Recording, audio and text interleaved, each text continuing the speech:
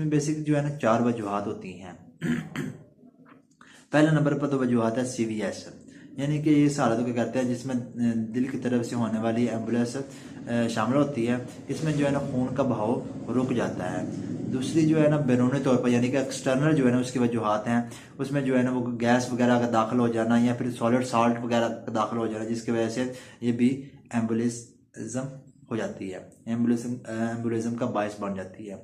तीसरे नंबर पर आ जाता है कि इम्यूनिटी फ्लूइड। इम्यूनिटी फ्लूइड के बारे में भी हम यही बात करेंगे, जब किसी आर्टरी में ये दाखिल होता है तो इसमें भी एम्बुलिज्म का बायस बनता है। चौथे नंबर पर हम बात करते हैं कॉर्नरी आर्टरी। ये जो हमारे दिल को खून मुहैया करने वाली आर्टरी होती है उसको हम कॉर्नरी आर्टरी कहते हैं। अगर इसमें भी कोई भी शय बैरूनी तौर पर दाखिल होना, ज़ाहिर है बैरूनी तौर पर तो दाखिल होनी है क्योंकि खून जो है ना वो आ रहा है। अगर इसमें कोई शय दाखिल होती है तो ऐसी